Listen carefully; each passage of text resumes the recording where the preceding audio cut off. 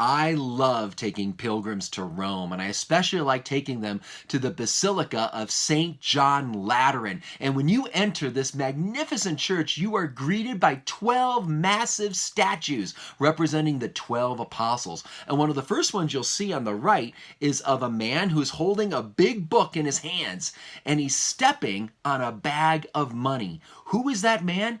It's Saint Matthew. Matthew, the apostle. Matthew is the one who is holding the book, symbolizing the gospel that he wrote. He became one of the four evangelists, one of the four gospel writers. But why is he stepping on a bag of money? It's symbolizing his past life as a tax collector. Now, I love this because this statue captures that past of Matthew and the future of Matthew. That Matthew was chosen by Christ even though he was a tax collector, and he became a great apostle. But let's just think about this for a moment. What's so bad about being a tax collector? I mean, I get it. In our modern world, no one really likes it when people want to take taxes from us. But in the first century Jewish world, this came with a much worse kind of reputation. You see, a tax collector would have been a Jewish man working for the Romans, working for the Roman oppressors, taking money from their fellow Jews. So they would be considered traitors to the people of Israel. But it's not just that. They also were known as great sinners because they were known as taking too much money for themselves. So they were sinners, they were traitors, and that's why it's so shocking that Jesus would go to this man and call him to become one of his disciples. And not just one of his many disciples. This man, Matthew, was even called to become one of the 12 apostles in Jesus's inner circle. But he didn't just become an apostle, he actually became a gospel writer, one of the four evangelists.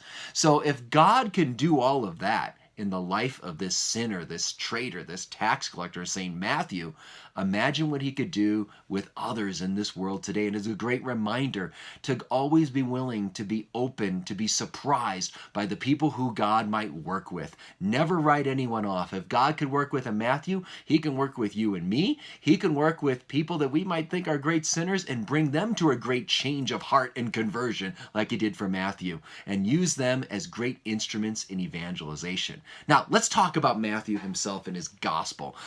So Matthew was a tax collector. That tells us something important about why and how he would write his gospel. As a tax collector, he would have been trained in scribal skills, detailed note-taking.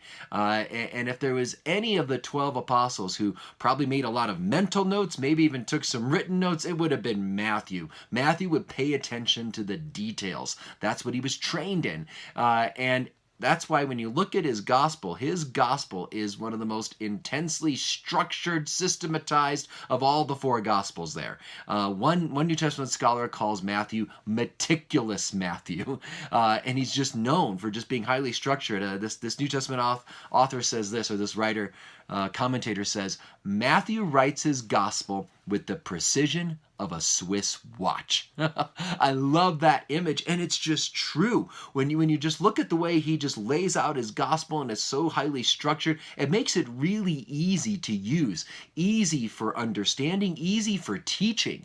That's why in the Catholic tradition, Matthew's gospel has been held up as the catechist gospel, it's called. St. Dominic was the great founder of the Dominican order, carried one gospel with him when he went around preaching around Europe, and that was the Gospel of Matthew.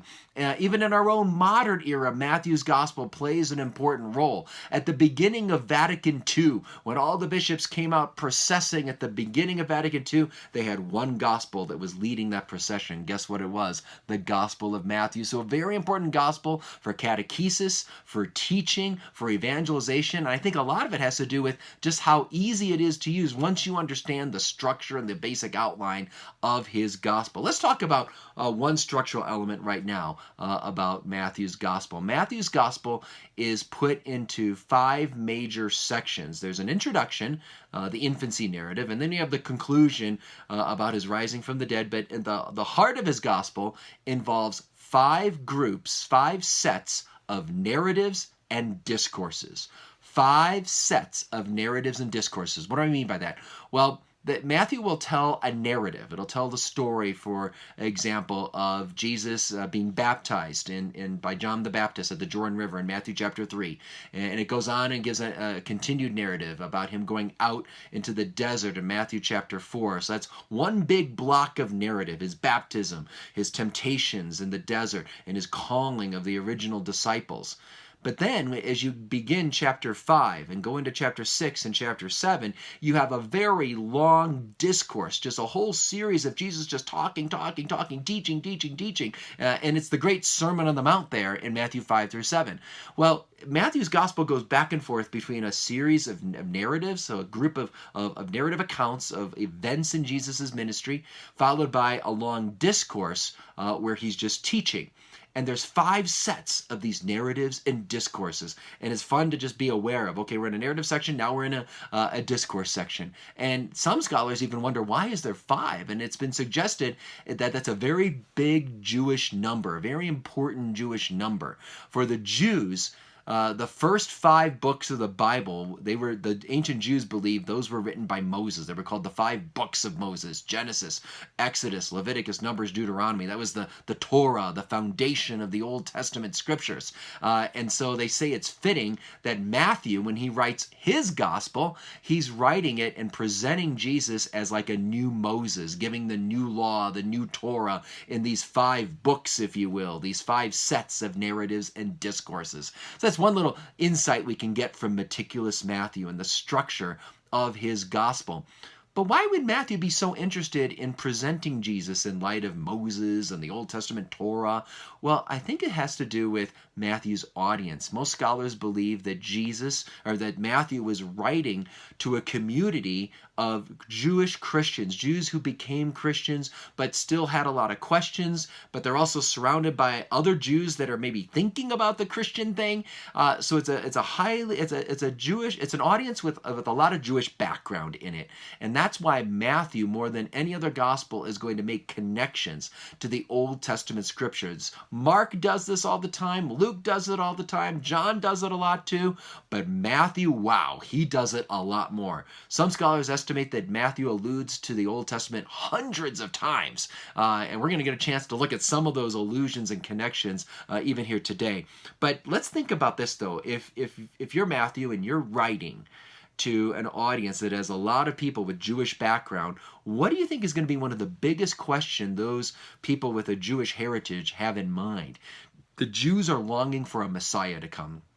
And most of them believed that the Messiah was going to come and establish a kingdom. And then they interpreted that as meaning that it was going to be the liberation of their people from their enemies, that they would triumph over the Gentiles. They would be liberated from the Romans. And they look at Jesus and they see Jesus was crucified by the Roman Gentile enemy. He didn't triumph over them. He was defeated by them. How could this Jesus possibly be the Messiah, the fulfillment of all the Old Testament prophecies? Well, this is what Matthew is going to set out to do. And he's going to answer that question for us, certainly when you get to the passion narratives, to the death of Jesus, and the resurrection stories. Those accounts are really going to answer that big question that many of the people in his audience would have. But I think you're going to see from the very get-go, he's going to be setting out to pave the way to answer that question. He's going to be showing us that Jesus indeed is the great king. He is indeed the one fulfilling all prophecies and all the hopes that God gave us in the Old Testament scriptures. How does he do this? How is he going to show Jesus as fulfilling all the Old Testament hopes and prophecies? 2 major ways. There are 2 major ways that Matthew goes out to do this. It's very important we get this. First of all, fulfillment quotations.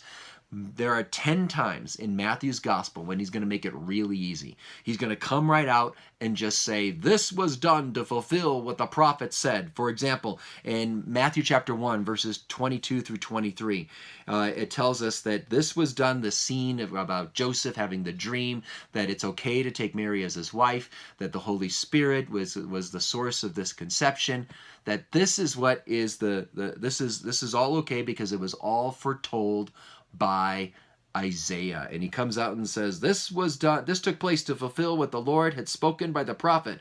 Behold, a virgin shall conceive and bear a son, and his name shall be called Emmanuel.